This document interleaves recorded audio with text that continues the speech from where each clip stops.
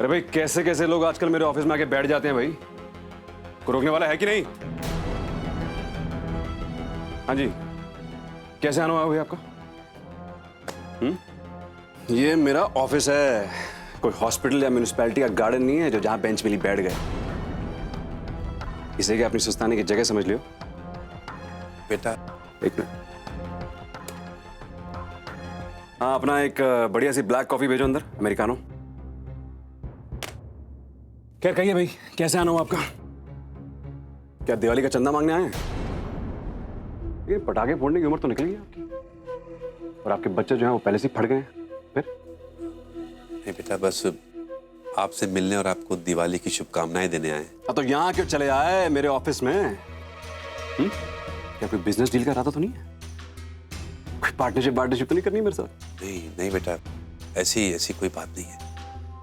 दरअसल अब घर में अब हम क्या आए, सबका सामना करना बड़ा अजीब सा लगता है।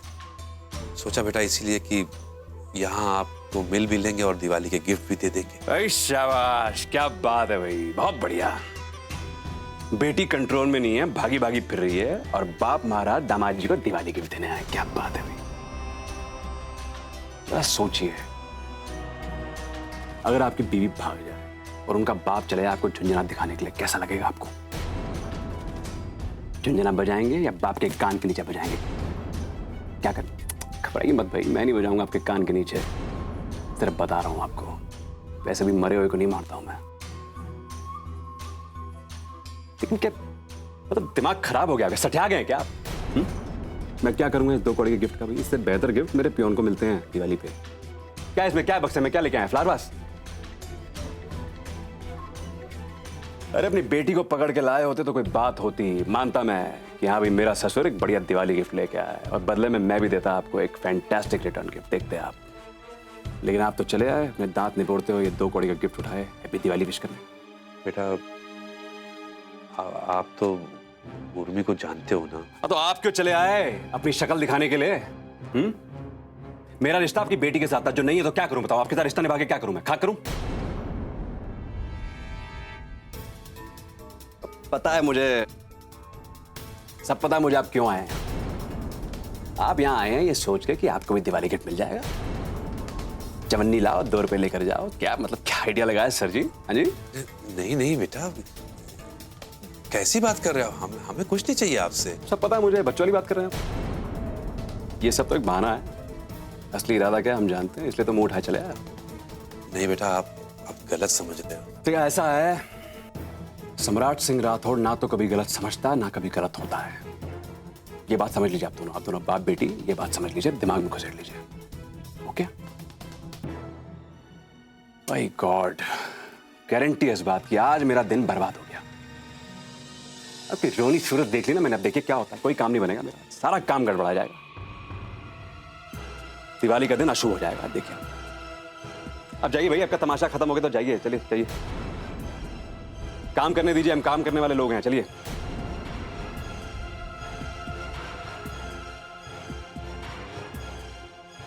ठीक है बेटा।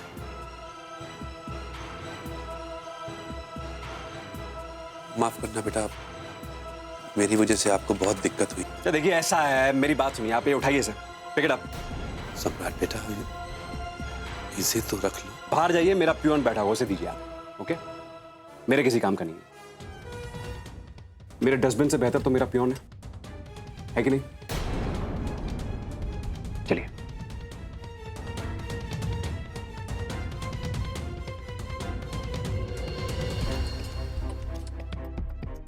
और क्या हुआ मेरी ब्लैक कॉफी का भाई? भेजो फटाफट। और अंदर मेरे ऑफिस में किसी को बिठाने से पहले पूछो मुझसे, ठीक है ना? किसी अरे गहरे को मत बिठाया करो ऐसी।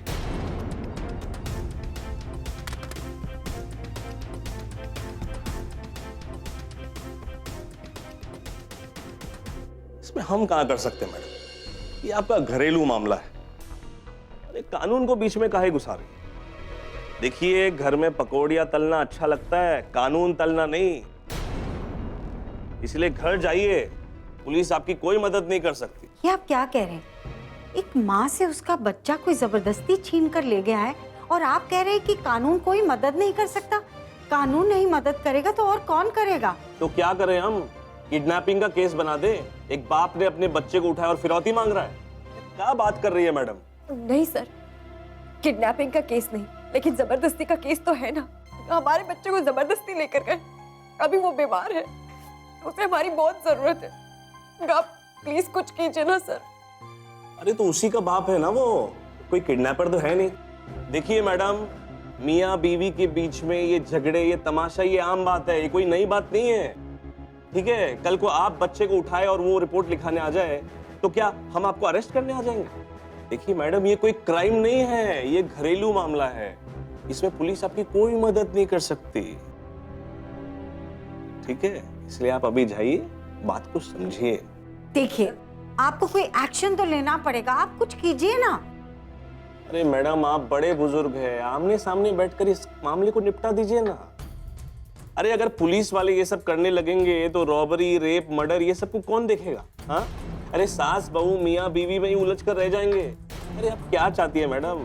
थाना बंद करके टीवी सीरियल बनाना शुरू कर दे क्या? अगर मैं आउट ऑफ द वे जाकर ऐसा कुछ कर भी लूं तो आपको पता है एंड रिजल्ट क्या होगा?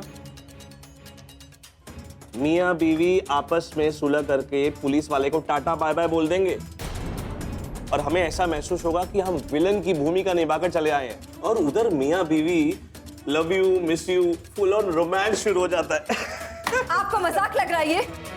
हमारा बच्चा वहाँ बीमार है, उसे हमारी जरूरत है, उसका बाप उसकी माँ से मिलने नहीं दे रहा। आपको ये गुनाह नहीं लगता?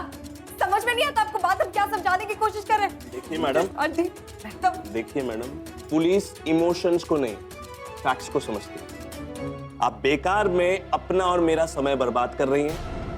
ठीक है, आप यहाँ से जाइए और ये केस को आपस में निपटाइए। इंस्पेक्टर साहब, आप हमारी कोई मदद तो कीजिए, हमारा बच्चा बीमार है। आंटी, एक मिनट उर्मी, हम बोल रहे हैं। देखिए, अगर आप कोई मदद नहीं कर सकते तो हमें गाइड तो कीजिए, हमें कोई रास्ता बताइए कि हम क्या करें कि जिससे इसका बच्चा इसको वापस मिल जाए। जाइए, काले कोट वाले से मिलिए, शायद वो आपकी मदद कर दे। आपका मतलब लॉयर? जी हाँ, अंत में पुलिस वाले को भी कोर्ट में ही केस भेजना पड़ता है और आखिरी फैसला वही होता है।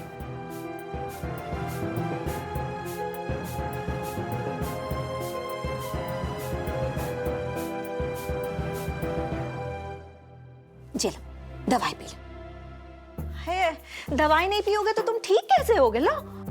नहीं, मैं कोई दवाई ववाई नहीं पीऊंगा। ऐसे नहीं कहते बेटा। ओहो, दादी तो शोर के पास से हट ही नहीं रही है। तुम दवाई नहीं पियोगे ना तो तुम्हारे पापा हमें अस्पताल पहुंचा देंगे।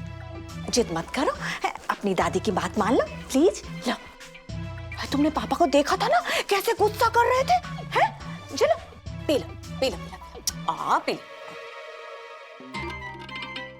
शाबाश हमारा मुन्ना, हमारा बेटा। जो हुई ना बात, कुछ तो करना पड़ेगा। अरे दादी, शोर को बस दवाई पिलाते रहेंगी या कुछ खिलाएंगी भी? खिलाएंगे नहीं तो इसे एनर्जी कहाँ से मिलेगी? हाँ, खिलाएंगे। तुम ज्यादा बड़की अम्मा मत बना करो, समझी? आपको कुछ पता भी है, दवा के साथ कुछ खाने के लिए भी दिया जाता है। अगर चाची को पता चल गया कि आपने शौर्य को ऐसे ही दवा दे दी है, कुछ खाने के लिए नहीं दिया है, तो बहुत गुस्सा होंगे वो। अच्छा, और क्या? अब जाइए, जल्दी से शौर्य के लिए सूप बना के लेके आइए। जाइए। हाँ, ठीक है। तुम यहीं बैठो शौर्य के पास, हम सूप बना के आते हैं। चलो। हाँ, हम हैं यहाँ, अब जाइए। तो दफ्तर चला गया, हमारे यहाँ ड्यूटी लगा गया। जहाँ आफत में कर देगी हमारी।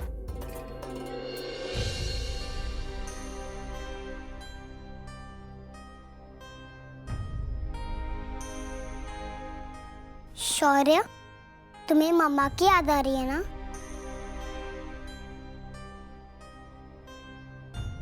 पता है शौर्य, चाची आई थी तुमसे मिलने। क्या मम्मा आई थी मुझसे मिलने के लिए? पर वो मुझसे मिले नहीं। क्या नीचे है क्या? मैं मामा के पास जा रहा हूँ। रुको शौर्य, चाची यहाँ नहीं है, चाची चली गई। क्यों? मुझसे मिले पे ना। चली क्यों गई मामा? चाचू ने चाची को तुम्हारे पास आने ही नहीं दिया शौर्य। चाचू बहुत गंदे हैं।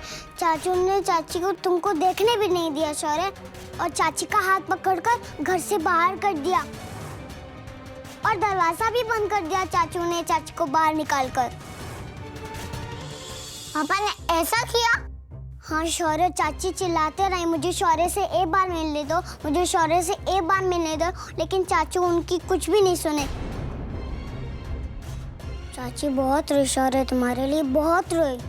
मुझे मेरी मम्मा के पास जाना है, मुझे यहाँ नहीं रहना है। शौर्य तुम उदास मत हो, तुम्हें चाची के पास जाना है ना?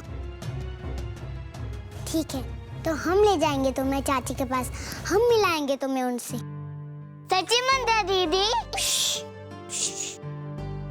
चुप चुप, किसको पता नहीं चलना चाहिए।